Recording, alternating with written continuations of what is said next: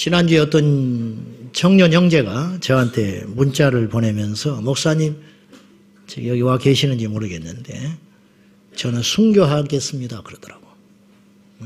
자기는 순교하겠다고. 순교하겠다고.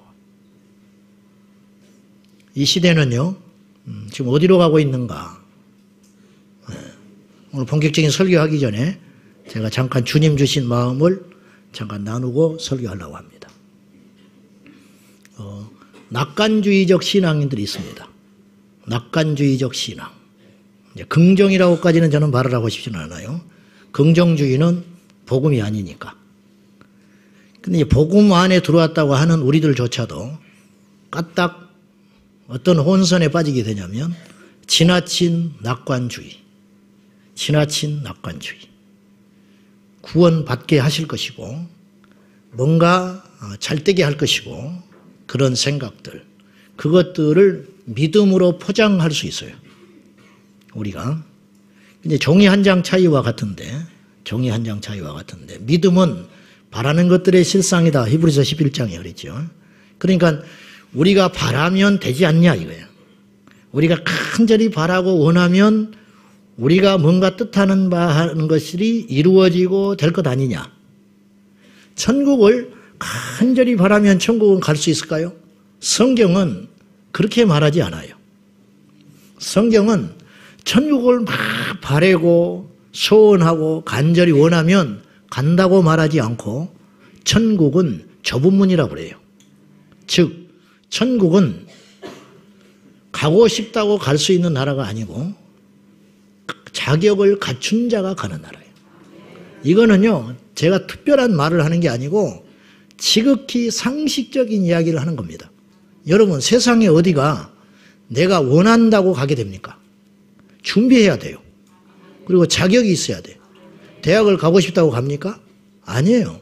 아무리 들어가고 싶다고 그 주변에 맹맹 돌아도 안 돼요. 가서 사정해도 안 돼요. 하나님의 나라에 대해서 비유로 예수님이 많이 말씀을 하시면서 그날에 하나님의 나라에 들어갈 수 있는 기회가 있었음에도 불구하고 놓쳐버린 사람들의 그 비참함에 대하여 바깥 어두운 데서 슬피 울며 이를 간다고 그랬어요. 신앙이 인정이라면 그런 일이 있어서는 안 돼요. 신앙이 인정이라면 다 들여보내줘야 돼요.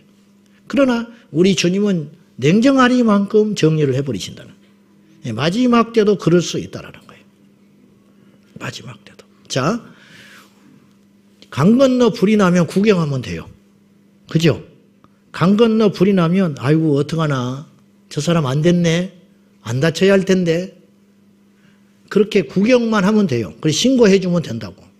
근데 우리 옆집에서 불이 났어요. 그럼 어떻게 해야 되냐면 내가 피난할 준비를 해야 돼요. 불이 옮겨 붙을 수 있다는 생각을 가지고 살림을 쌓아야 한다니까요. 우리 옆집에서 불이 나면. 그리고 우리 집에서 불이 나버렸어요. 그러면 어떻게 하냐면 실제로 그 살림을 싸서 나가야 돼요. 근데 살림을 싸서 나갈 만한 시간적 여유도 없다면 어떻게 해야 되냐면 가족들을 데리고 일단 나와야 되는 거예요. 지금은 어느 때냐 이거 영적으로. 지금. 모든 사람이 잠자고 있을 때 6.25 동란이 나기 직전에 38선 근처에 있는 교회에 깨어있는 무리들이 있었어요. 전쟁이 날 줄 누구도 몰랐어요. 그래서 주일날 새벽에 휴가 간 사이에 전쟁 난 거 아닙니까? 6.25 동란이. 그때 깨어있는 기도의 사람들이 있었다고 그래요.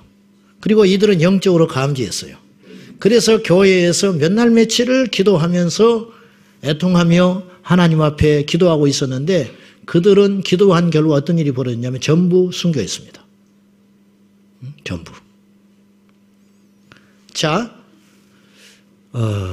조금 심각하고도 비장한 이야기이지만은 이제 우리가 다 이걸 소화해낼 수 있을지는 모르겠습니다만은 아까 그 형제가 순교하기를 위해서 자기는 순교하겠다고 그렇게 말을 했다고 했는데 이제 이런 이야기들이 예전에는 웃고 넘어가야 할 소리처럼 들릴 수 있어요. 뭔 순교는 순교야. 그래. 마음은 갸륵한데 순교까지는 할 필요 없어. 그냥 신앙생활 잘해. 그렇게 하면 됐는데 지금은 이제 이것이 그렇게 느껴지지 않는 영적인 어떤 느낌들이 있다라는 것이죠. 괜히 이제 이단이나 시한부 종말론자들이 이런 이야기들을 계속 퍼부음으로 사람들의 삶을 피폐시키고 그들의 재산과 삶을 빼앗는 교주들이 있었습니다. 이 후유증은 이루 말할 수도 없이 크지요. 이런 것들 때문에 정통 교회들이 급진적인 복음을 전하지 않는지는 몰라도 이것은 굉장히 위험하다는 것이죠. 경고를 하는 것이 낫지 경고하지 않다가 어떤 일이 닥치면 이건 감당할 수 없는 시대가 될 수 있다는 거예요. 우리 주님 마태복음 24장에서 그날에 이제까지 유사 이래로 볼 수 없는 환란이 다가오는데 그 환란의 날이 겨울이 되지 않도록 기도하라 했고 그 환란의 날이 젖먹이와 어린아이를 둔 자는 화가 있다고 했으며 밭에 가서 일할 때 겉옷을 가지러 집으로 가지 말라 했고 그리고 할 수만 있으면 그 믿는 자, 택하신 자도 미혹하고 넘어뜨리려고 하는데 그 환란이 얼마나 큰지 우리 주님께서 그 날을 감하지 않으면 택한 자도 다 자빠진다는 거예요. 그래서 주님께서 택한 자를 구원시키기 위하여 그 날을 오래 끌지는 않을 거라. 주님이 그렇게 말하셨어요. 네, 그렇게. 자, 제가 여러 가지 말을 했는데요. 제가 말씀드리고 싶은 것은 뭐냐면 깨어 있어야 한다는 거예요. 그리고 이렇게 준비를 철저히 해서 나쁠 것은 전혀 없다라는 거예요. 내가 어느 여행을 가는데 대략 짐작을 해보니까 100만 원이면 갔다 올 수 있어요. 그러면 지혜로운 사람은 120, 30만 원을 가져가야 합니다. 여유가 있다면. 근데 어떤 배포 큰 친구는 믿음으로 10만 원만 갖고 나갔어. 그건 믿음이 아니에요. 그건 어리석다 그러는 거예요. 어리석다. 그러면 가서 구경도 제대로 못할 뿐만 아니라 거지되고 주변에 피해를 입히고 가지도 못할지도 몰라. 저는 우리 교회는 이곳에 온 여러분들은 제가 바라는 것은 100만 원이면 갔다 올 수 있는 여행길이라면 1000만 원을 준비하라 말하고 싶은 거예요. 1000만 원을. 왜냐? 영적인 것은 그렇게 엄중한 것이라는 거예요. 왜냐? 한 번의 실수는 세상에서 사업을 하다가 뒤집어져 버리면 다시 일어나면 돼요. 다시 일어나면 돼. 나이 먹어서 망했다. 그 참 슬픈 일이고 애석한 일이죠. 근데 또 어떻게 그냥 단칸방에서라도 살면 되는 거예요. 그렇잖아요? 내가 몸이 아팠는데 병원에 갔어요. 의사 병원을 잘못 만나가지고 진단을 오진을 받아가지고 간단한 병인데 병원비는 병원비로 들고 고생은 고생대로 하고 멀쩡한 내 신장이 망가졌다. 이거 얼마나 가슴 아픈 일이죠. 그러나 살고는 있잖아. 네? 살고는 있잖아. 이 땅에 일어난 모든 일은 제가 말씀드리는 건 뭐냐면 영적인 것보다 중하지는 않다는 거예요. 왜냐하면 영적인 건 영원한 생명과 달린 일이기 때문에 이단에 가서 구경해도 안 되는 거예요. 아시겠어요? 한 번쯤 가보자. 이거 안 된다니까. 신앙의 연습은 없는 거예요. 지옥에 맛 좀 보고 와야겠다. 지옥이 얼마나 뜨거운지를 가서 보고 내가 천국을 가야지. 이게 안 되는 소리라니까요. 어떤 사람은 마지막 죽을 때도 눈을 부릅뜨고 죽었다잖아요. 뭐라고 하고 죽었냐? 내가 지옥이라는 것을 구경이라도 해보고 죽겠다고 그랬다는 거예요. 그러니까 그것은 안 되는 소리예요. 그거는 배짱이 아니고 무모하고 어리석은 자들이에요. 제가 볼 때 제가 예언하는데 이 땅에서 천국과 지옥을 무시하고 예수 그리스도의 복음을 무시한 사람 치고 사람들일수록 지옥에 가면 더 벌벌 떨 거예요. 분명히. 그렇다고 말이에요. 자, 우리 모두 이 시대를 보는 안목이 잘 열려서 예수의 이름으로 일어나고 깨어있고 기도하기를 쉬지 말기를 바랍니다. 네. 자, 오늘 회복 시리즈 13번째인데요. 주님의 마음을 회복합시다 라는 주제입니다. 주심이죠. 주심. 예심이라고도 하고 교회 이름도 예심교회가 있고 주심교회가 있죠. 주님의 마음. 차의 심장을 흔히 엔진이라고 합니다. 아무리 좋은 차도 심장인 엔진이 꺼져버리면 그 차는 무용지물입니다. 아무리 탁월한 디자인을 가졌고 아무리 성능이 좋은 차라 할지라도 비싸고 가치 있는 차라 할지라도 그 차의 심장인 엔진이 멈춰서 버리면 그 차는 고철에 불과한 거예요. 필요 없어요. 사람도 역시 중심에 심장이 있습니다. 심장이 뛰면 사는 것이고 심장이 쉬면 그 사람은 죽는 것이에요. 심장의 크기는 약 12에서 15cm 된대요. 사람마다 차이가 있는데 무게는 약 350g 전후랍니다. 1분에 약 60회를 뛰는데 그렇기 때문에 하루에 약 10만 번을 뛴대요. 그래서 70생애를 산다 할 때 평생 26억 번을 뛴다는 거예요. 하나님이 이 심장을 얼마나 잘 만들었는지 우리가 우리의 의식과 상관없이 심장은 뛰게 돼 있어요. 잠잘 때도 심장이 뜹니다. 만약에 이 심장을 우리의 기억과 생각으로 움직이고 뛰게 해야 된다면 우리는 거의 죽었을 거예요. 그냥 기분 나쁘면 이거 안 해버리거든요. 그리고 너무 급한 일이 생기면 심장 뛰게 하는 걸 깜빡 잊어버릴 수도 있죠. 그러니까 하나님께서 얼마나 우리를 잘 만들으셨는지 우리 심장 안에 자체 전기 충격기가 있어서 0.8초 만에 한 번씩 심장이 꿈틀거리게 해놨다는 거예요. 놀랍지요. 그러니까 심장을 뛰게 하는 분은 하나님이에요. 피를 돌게 하는 것은 심장인데, 그렇죠? 피를 돌게 하는 것은 심장이에요. 근데 이 심장이 펄떡거리게 할 수 있는 거, 우리의 컨디션, 우리의 삶, 우리의 형편, 어떤 것과 상관없이 약간의 차이는 있지만 이것이 쉬지 않게 평생을 뛰게끔 하는 우리의 의지나 우리의 노력이나 상관없이 이게 스스로 하나님이 부르시는 그날까지 뛰게 하는 이 엄청난 메커니즘, 이건 하나님이 주신 기적이라고 말이죠. 우리 몸의 중심이 심장이라는 거예요. 그래서 성경에 이런 대로 팔이 하나 없어도 살아갈 수 있습니다. 그래서 팔 한 짝 자르고 다리가 하나 잘라져도 우리는 천국에 가면 되는 것이에요. 근데 이 심장이 끊어져 버리면 아무리 사지가 멀쩡해도 끝나는 인생이 되는 것이죠. 몸에는 심장이 있듯이 그리스도의 몸된 교회 안에는 예수님의 심장이 있습니다. 그리스도의 몸된 교회 안에 예수님의 마음이 있다고 말이에요. 예수님의 마음. 그러면 그 예수님의 마음이 누구냐? 우리들인데 우리 모두가 예수님의 마음을 갖게 될 때 우리 몸된 교회는 그리스도의 몸으로서 살아있는 공동체가 된다는 것이죠.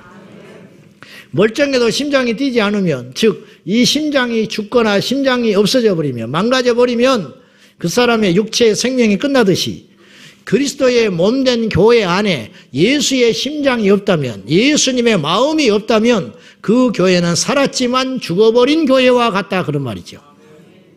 그럴 리도 없지만은 기도가 필요가 없다는 거예요. 그럴 리 없지만 기적이 필요 없다는 거예요.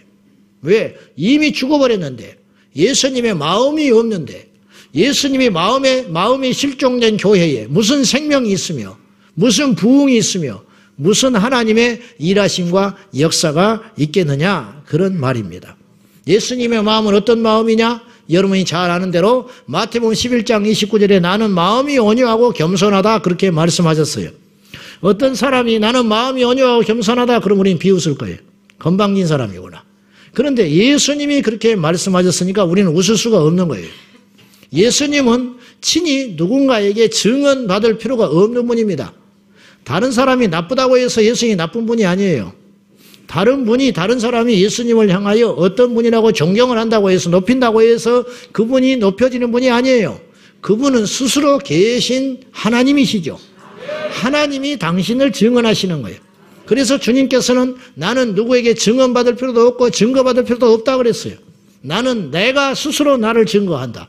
그래서 나는 길이라, 그렇게 말씀하신 거예요. 우리가 그분을 향하여 길이라고 자꾸 말할 필요도 없다라는 거예요. 그분이 길이에요. 그분이 진리고 그분이 생명이라, 그런 말이에요. 그분을 통해서 진리를 얻는 게 아니라니까요. 그분을 통해서 우리가 길을 발견하는 게 아니에요. 그분 자체가 길이라는 거예요. 이해되지 않아도 믿어야 하는 이유가 여기에 있어요. 사람들이 예수님을 이해하려고 그래요. 성경은 예수님을 믿으라 했지 이해하라고 하지 않았어요. 우리는 예수님을 배우는 사람들이 아니에요. 우리는 예수를 먹는 자예요. 할렐루야. 많은 사람들이 예수를 배우려다가 스스로 나가 떨어져요. 많은 사람들이 예수를 배우려고, 예수님의 삶을 배우려고 덤벼드는데 그것은 성자 예수를 보는 어리석음이에요. 우리는 그렇지 않아요. 우리는 예수님을 먹는 자예요. 예수를 먹어서 그 예수님이 내 안에 와서 나와 함께 살고, 그분이 십자가에 죽을 때 내가 죽었고 이것이 시대와 시간과 공간과 환경을 초월한 신비적 연합이라는 것이죠. 이건 우리가 다 이해할 수는 없어요. 2000년 전에 미리 죽어주신 그 죽음의 혈육이 오늘은 물론이거니와 앞으로 미끼로 작정된 그들에게 미치는 영향력이 있다는 것, 이 신비로운 구원의 역사를 우리는 다 예측할 수는 없지만은 한 가지 분명한 것은 우리 안에 예수가 있어야 한다는 것이죠. 우리 안에 예수가 있는 것, 우리 안에. 주님의 마음은 온유하고 겸손한 마음이라고 스스로를 가르쳐 주셨습니다. 여기서 온유한 마음이라는 뜻은 원래 뜻은 이런 뜻을 갖고 있다고 합니다. 의식적으로 양보한다, 그런 뜻이에요. 온유하다는 뜻은 그냥 사람 좋다 그런 정도가 아니에요. 부드럽다 그렇게 오해만 할 일이 아니라 온유하다라는 말은 의식적으로 양보하는 것, 의식적으로 양보하는 것. 애초에 나는 양보할 생각도 없고 내 타고난 성품은 그럴 수 있는 사람이 아닌데 예수님을 믿고 예수님의 말씀에 순종하여 살다 보니 의식적으로 내가 손해를 보면서 의식적으로 바보 취급을 받으면서 나는 천연적인 내 기질과 내 생각으로는 절대 그렇게 살 수 없는 사람임에도 불구하고 십자가를 통과했기 때문에 내가 양보한다. 이것이 온유함이라는 거죠. 그러니까 말을 부드럽게 하는 게 온유함이 아니라는 거예요. 말씀에 기초하여 하나님의 말씀을 지키기 위하여 양보하는 삶을 사는 것, 그것이 온유함이다. 이렇게 말하시는 거예요. 그래서 의식적으로 주님을 생각하고 깨어있다 보니 말도 안 되는 상대를, 억지를 부리는 상대를 만났을 때도 양보가 되어지게 되고 그 사람이 불쌍하게 여겨지게 되고 그 사람의 입장에서 이해가 되는 삶, 이 삶이 온유한 삶이다. 이렇게 보는 것이죠. 예수님은 나오는 자에게 거절하신 적이 없었습니다. 사람은 이 사람의 본심을 모르거나 이 사람의 과거를 모르기 때문에 속아주기도 하고 만나주기도 하지만 예수님은 다 아시는 분인데 자기 앞에 놓여있는 창기, 자기 앞에 찾아오는 세리, 그리고 자기 앞에 자신의 과거를 숨기고 위장하면서 나와 있는 이 한 사람, 이 사람을 위해서 우리 주님께서 손을 벌려 맞이했다고 하는 것은 얼마나 엄청난 역사인가 하는 것입니다. 얼마나.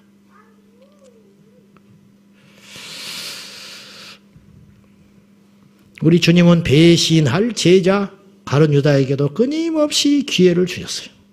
나와 함께 여기에 손을 넣는 자가 나를 팔자라. 죽이려고 그렇게 말하시는 게 아니에요. 얼마나 유다가 가슴이 뛰었을까. 얼마나 섬뜩섬뜩했을까. 근데 유다는 그 주님의 온유하심을 절대로 알지 못한 채 배신의 길을 갔지요. 배신한 베드로를 찾아간 것도, 먼저 찾아간 분도 우리 주님이셨습니다. 나 같으면 절대 못 가. 가면은 혼내러 가는 거예요. 혼내러. 이 썩을 놈아. 그래서 내가 평소에 뭐라고 했어. 한시도 깨어있을 수 없냐. 네가 기도하고 있으라고 그랬지. 그 큰 소리 치던 모습은 어디 갔냐. 내가 다른 사람은 몰라도 네가 그럴지는 몰랐다. 정신 똑바로 차려. 그렇게 말할 것 같아요. 주님은 일체 그렇게 말하지 않으셨어요. 시골에 대보름날이 되면 지불놀이를 합니다. 아시죠? 지불놀이. 우리 초등학교 때 친구하고 지불놀이를 하다가 친구가 비닐하우스로 홀라당 다 태워버렸어요.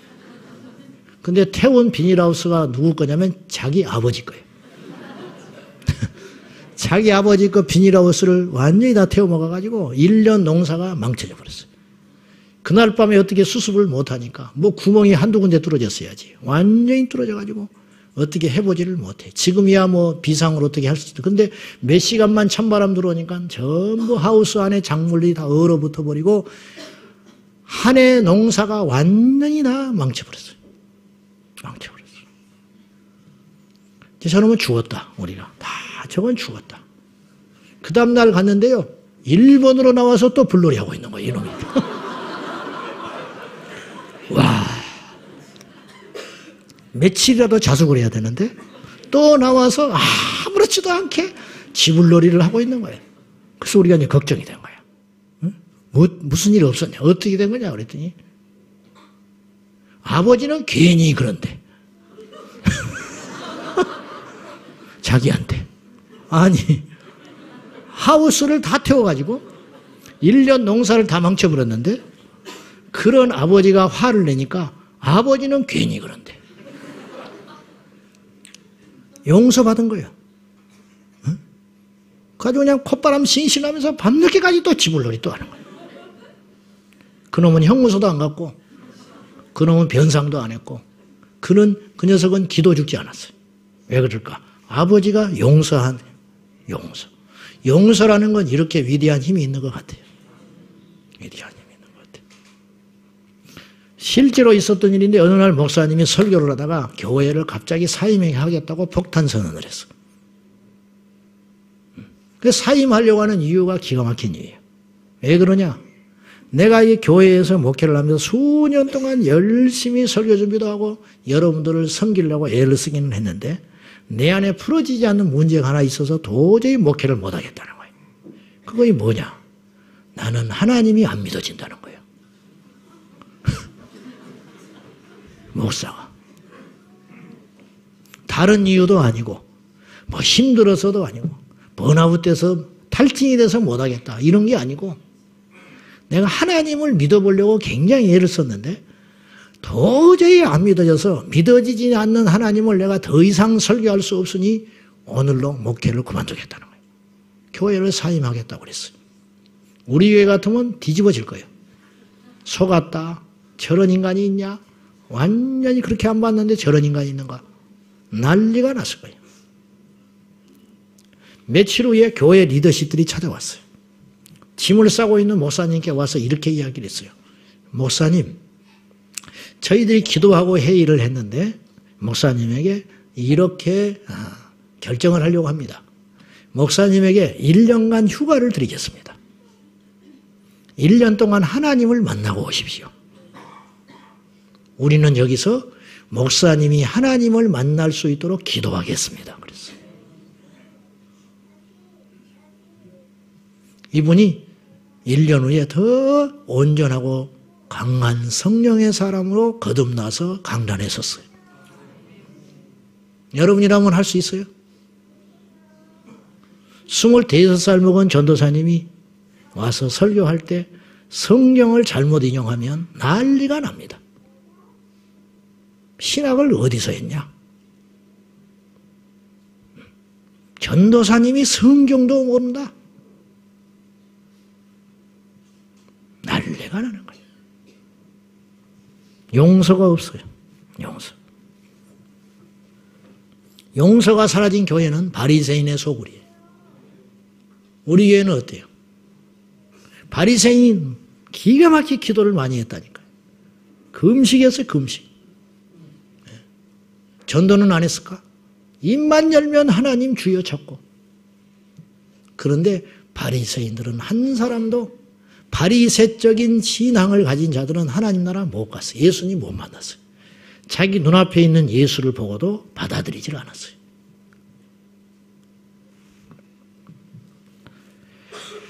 (1만 달란트) 빚진 자와 100데나리온 빚진 자의 비율을 아시죠? 한 달란트가 얼마인지 아세요?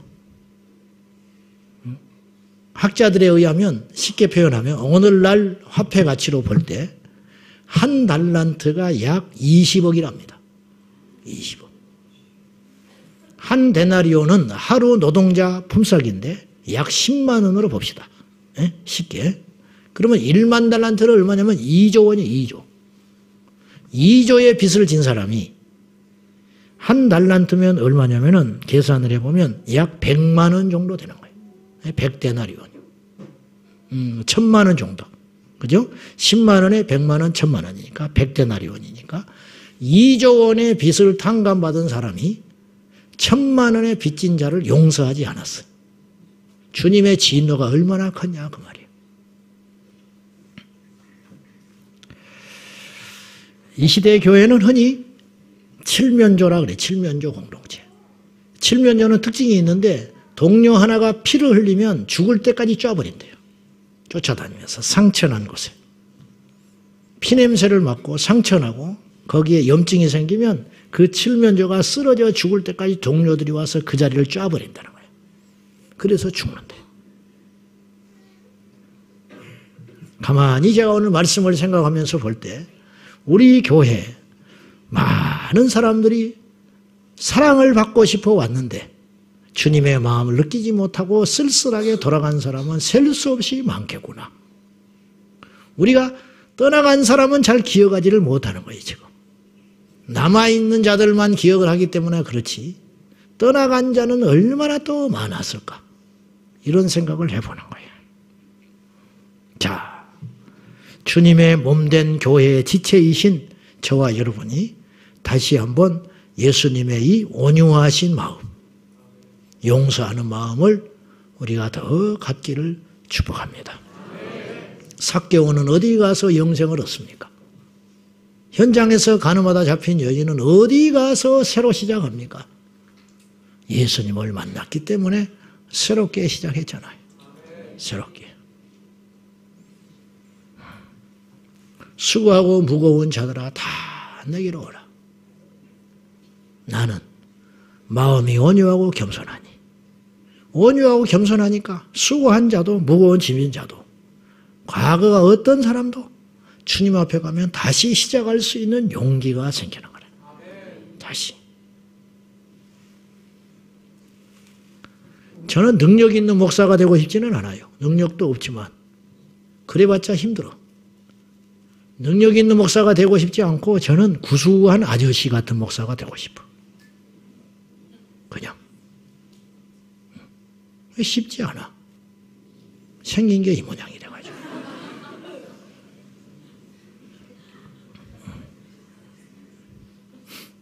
두 번째, 예수님은 겸손한 마음이에요. 겸손을 이해하기 쉬우려면 영적으로 오늘 본문 빌립보서 2장 3절을 보면 알 수 있어요. 본문은 아닌데 한번 보세요. 아무 일에든지 다툼이나 허영으로 하지 말고 오직 겸손한 마음으로 했어요.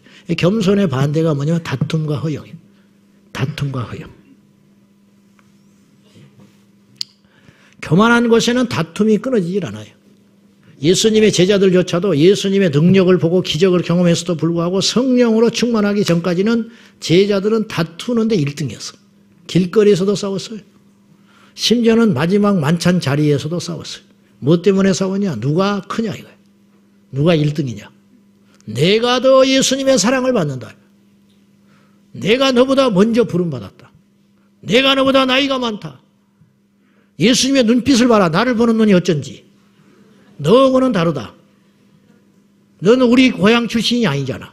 온갖 이야기를 해대면서 하나라도 크고 싶어서 다툼이 끊어지지 않는 제자들이 얼마나 자주 다퉜는지 성경에 다퉜다는 말이 종종 나오네요.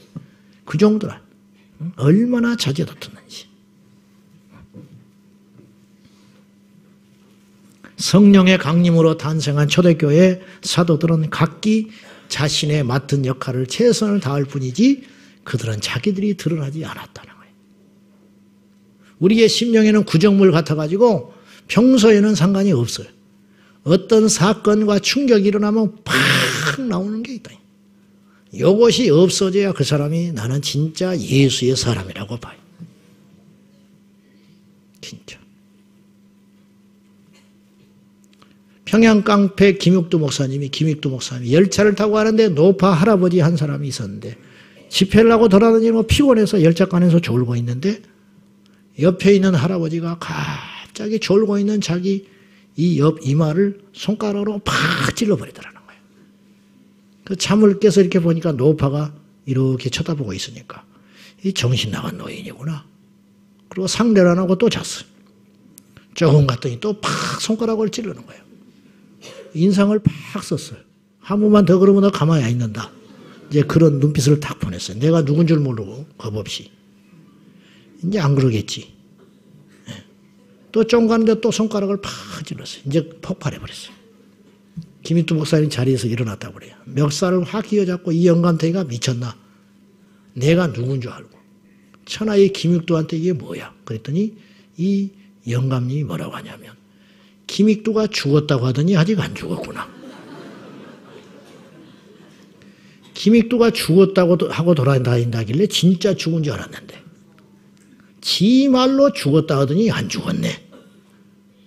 그 자리에서 김익두 목사님이 팍 무너져 내려버렸더라고요. 하나님이 보낸 거예요. 흔들어 보라고. 죽었나 살았나 흔들어 보는 거예요. 다툼과 허영이 있다.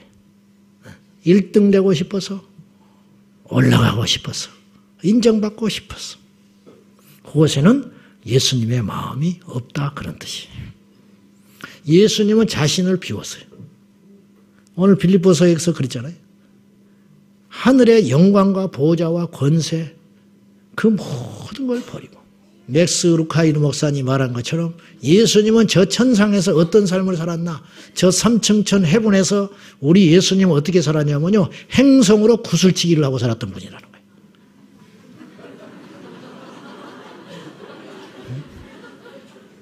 달덩이를 가지고 구슬치기를 하고 살았더라는 거예요. 손가락으로. 그건 과장된 표현이 아니에요. 그보다 더하면 더했지 아무것도 아니에요. 그거는. 안 그래요? 아무것도 아니에요. 그랬던 그분이 이 작고 낮고 천한 곳에 오셨는데 어떻게 오셨느냐? 왕으로 오시지 않고 자기 속을 완전히 비워가지고 종의 형상을 그것도 왕의 형상을 넣지 아니하시고 종의 형상으로 꽉 채워가지고 이 땅에 오셔서 십자가에 죽기까지 복종하셨다. 철저히 복종하셨다. 예수님이 정말 어려웠던 건 뭐냐면 우리가 어려운 건 병든 자 고치는 거예요. 우리는 기적을 이루는 것이 그렇게 어려워. 그러나 주님께서는 진짜 어려운 게 뭐였냐면 능력을 감추고 사시는 것이었어요. 그렇지 않아요? 십자가에 달리셨을 때 얼마나 뒤엎어버리고 싶으셨을까? 겟세마네 동산 마지막에 잡혀가실 때 12영이나 더 되는 천사를 보내서 내가 이들을 멸할 수 없는 줄 아느냐? 그냥 말 한마디 하면 끝장나는 거예요. 그걸 참으신 거예요. 침뱉은 그것을 맞으셨어요. 참고 참았다. 참으니까 주님이 안 계신 줄 알아. 제멋대로 하고 하늘에 손가락질을 하고 제멋대로 폐악질을 하고 죄를 지어도 하나님께서 벼락을 때리지 않으니까 하나님이 없다 이야기하는 거예요. 자기의 심판의 날을 쌓고 있는 것뿐인 걸 모르고 반드시 행한 대로 보응받는 날이 올 줄 모르고 자기 앞에 문 앞에 심판이 오고 있다는 걸 깨닫지 못한 채 어리석은 인생들이 하나님을 대적하고 있단 말이에요. 근데 하나님을 대적하는 무리가 세상에만 있는 것이 아니라 이 땅에 교회 안에도 있더라는 거예요. 이 땅에 교회 안에도 하나님을 알되 영화롭게 하지 아니하며 하나님을 알되 그분을 경외하지 않는 수많은 사람들로 이 땅의 교회에 차고 넘치고 있다고 말이에요. 그러니 여호와의 영광이 어디가 있냐 그 말이에요. 기적이 어디가 일어나냐고 말이에요. 역사가 어디가 일어나냐. 전부 자기 소에 오를 대로 행하고 살아가는데 우리 주님께서 겸손하신 주님께서 지금도 기다리고 계시는 걸 모르고 그렇게 철없이 살아간다고 말이죠. 이 말씀이 여러분에게 각인되기를 원하는데 로마서 12장 16절입니다. 다 같이 시작. 높은 데 마음을 두지 말고 도리어 낮은 데 스스로 지혜 있는 채 하지 말라. 예수님의 마음을 잃어버린 교회의 실상은 첫째 정죄형으로 가득해요. 정죄형으로. 요셉이 보디발의 아내의 유혹을 받습니다. 근데 요셉의 생애를 보면 정죄하지를 않아요. 얼마나 억울했을까. 자기 형제들, 자기를 팔아버린 그 형제들. 남이 팔아도 이건 용서를 못하게. 이 중에서도 형제와 지금 단절하고 사는 분이 한 2명 있는 걸로 보이네. 따져 들어가면 아무것도 아닌 일이에요. 돈 조금 거, 뭐 말 하나 실수한 거. 그걸로 얻끊고 사는 사람들이 굉장히 많습니다. 친구는 말할 것도 없고. 요셉은 정죄하는 삶을 살지 않았어요. 고발하는 삶을 살지 않았다. 감옥에 갈지언정 요셉을 죽이지 않고 감옥에 보냈다는 것은 보디발이 자기 아내의 행실을 어느 정도 알고 있었던 터라 나는 그렇게 봐요. 종 하나를 죽여버리지 않고 옥에 집어넣었다고 하는 것은 자기가 자기 아내의 행실을 어느 정도 인정한 것 아닌가. 사실 나는 그렇게 봐요. 요셉은 순전하게 정죄하지 않았다. 제가 전에 설교를 좀 잘해보고 싶어가지고 수원까지 일주일에 한 번씩 다녀본 적이 있었어요. 하루가 날아갔어요. 하루. 1년을 다녀봤는데 나를 지도했던 그 목사님이 얼마나 훌륭한 분인지 그분과 평생 같이 있던 지기가 있어요. 평생 지기. 학교 동문인데 이분을 곁에서 잘 섬겨. 이 목사님은 대단한 분도 아니에요. 화려한 분도 아니에요. 유명한 분도 아닙니다. 사실은. 근데 하나 밥을 먹는데 제 앞에서 같이 이분의 일거수일투족을 아는 그 목사님 입에서 이렇게 이야기가 나왔어요. 나는 우리 목사님하고 오랫동안 지내왔는데 저분 입에서 누구에 대하여 나쁘게 말한 적을 들은 적이 없다. 그렇게 이야기하는 거예요. 와, 나는 망치로 뒤통수 하나 얻어맞은 것 같았어요. 저분이 누군가에 대하여 정죄하는 걸 들은 적이 없다는 거예요. 자기는. 진짜 큰 종 아닙니까? 진짜 하나님의 종 아니에요? 저는 발에 때만 또 못해. 어제도 또 흉 봤어. 어제도. 오늘은 별로 나갈 일이 없었으니까 혼자 있었으니까. 오늘 또 누구 만났으면 또 흉 봤을지 몰라. 언제 사람이 될까 싶어요. 언제. 비난하면 비난받는 게 낫지. 비난하지 마라. 비난을 받으면요. 언젠가 주님께서 다 회복시켜 주셔. 근데 비난하는 자는 회복할 수가 없어. 비난을 받은 자는 비난하는 자가 나중에 훗날에 부끄러워질 날이 와요. 근데 비난한 사람은 회복할 길이 없다는 거예요. 회복할 길이 없어. 정죄하지 마라. 정죄하지 마라. 기도 요만치 하고 나면 어떤 생각이 드냐면 저 사람은 기도도 안 하네. 그런 마음이 쑥 들어오는 거예요. 하지 마라 차라리. 주님이 그래요. 하지 마라. 기도 안 하고 정죄 안 하는 것이 낫다. 또 기도도 다 안 할까 싶으네. 하여튼 설교를 너무너무 잘 들으니까.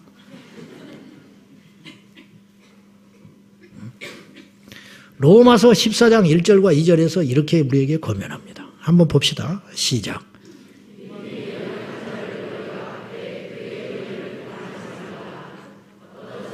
모든 것을 먹을 만한 믿음이 있고 믿음이 연약한 자는 채소만 먹느니라. 그랬어요. 먹는 자는 먹지 못하는 자를 없이 여기지 마라. 그랬어요. 어떤 사람은 모든 것을 다 먹을 만한 믿음이 있다. 이거예요. 강도가 센 하나님의 말씀도 받아들일 사람이 있는 거 하면 어떤 사람은 입에다가 떼 먹여서 채소 이거 부드러운 것만 먹어도 얹히는 사람이 있다.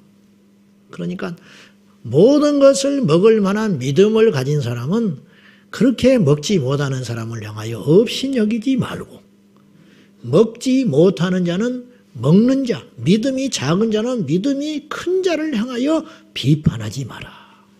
이게 로마 교회를 향한 사도 바울의 당부예요.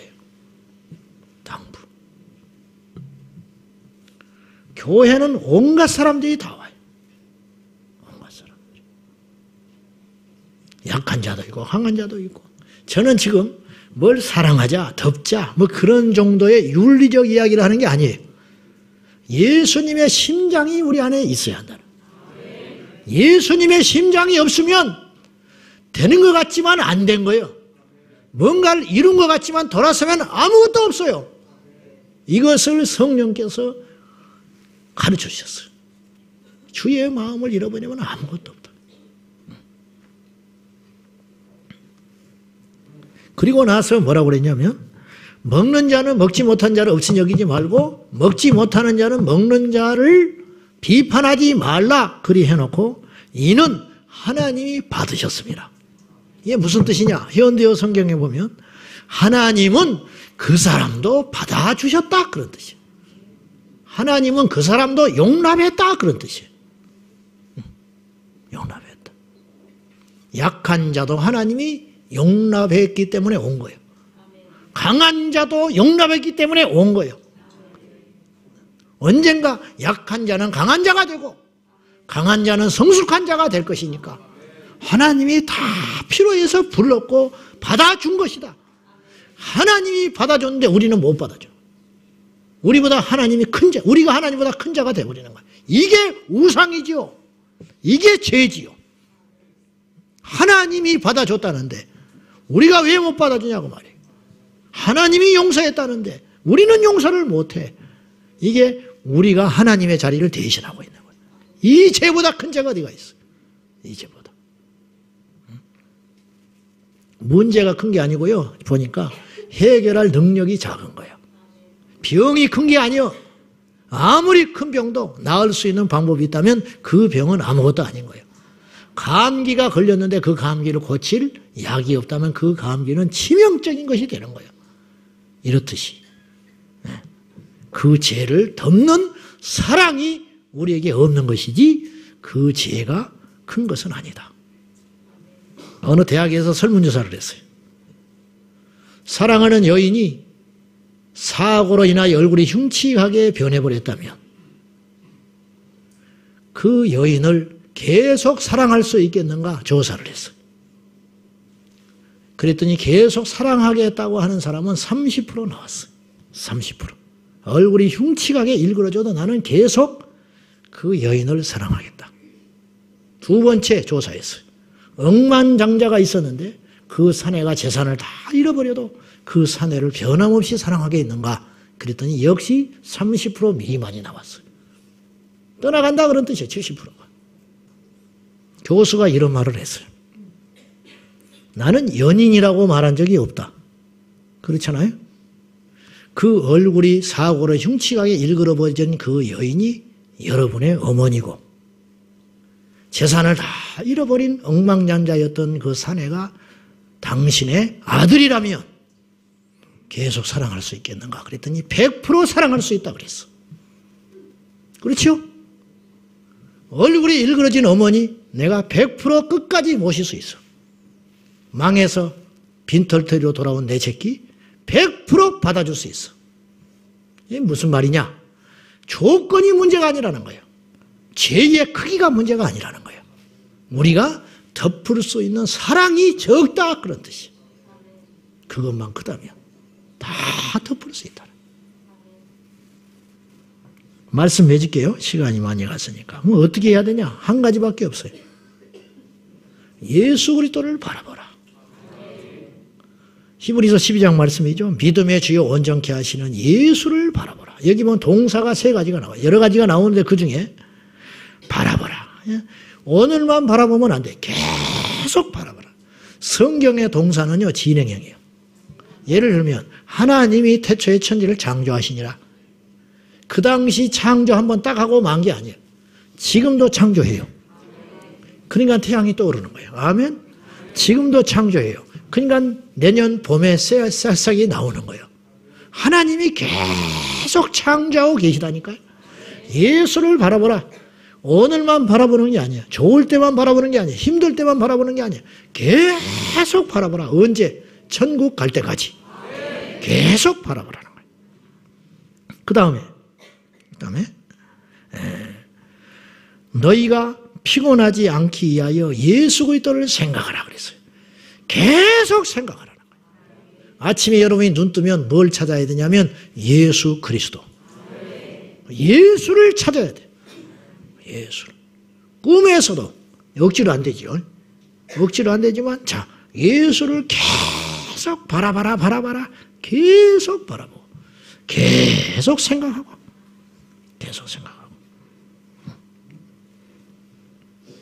그리고 예수님의 십자가를 참으셨어요. 그 본문에서 히브리서 12장에서 계속 참는 거예요.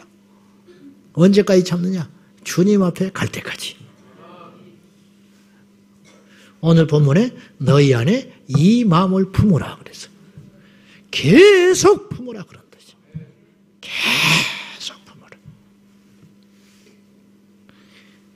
다른 성경을 보면 영어 성경을 보면 이런 뜻도 되는 거예요. 너희 안에 이 마음이 있도록 해라. 계속 너희 안에 이 마음이 존재하도록 해라. 그 상태를 유지하라. 자, 오늘 예배가 끝났어요? 오늘 끝난 게 아니야. 이제 시작이야. 너희 안에 예수의 마음을 품어라. 근데 어찌된 일이 너무너무 신기한 일이 있는데 철야 기도하고 토요일날 아침에 일어나면 다 잊어버린다는 거야. 완전히 오늘 이 모습이 아니고 다른 모습으로 벌떡 일어나 버려. 너무 비하하는 게 아니라 우리가 욕심을 내자면 거룩한 욕심을 품자면 그렇게 돌아가서는 안 된다는 거예요. 너희 안에 예수의 마음을 품어라. 품어라. 계속 품어라. 주님 오실 때까지. 기쁠 때도 품고 슬플 때도 품고 죽을 때도 품고 힘들 때도 품고 억울한 일을 당할 때도 품으라. 예수의 마음을 품으라. 온유하고 겸손하신 주님의 마음을 품으라. 할렐루야. 기도하겠습니다. 주님, 이 마음을 빼앗기지 않게 하여 주십시오. 아담과 하와는 낙원을 잃어버렸습니다. 이스라엘 백성들은 가나안 땅에 들어가서 가나안 땅을 빼앗겨 버렸습니다. 주여, 우리가 예수 그리스도를 잃을까 두렵습니다. 너희 안에 이 마음을 품으라.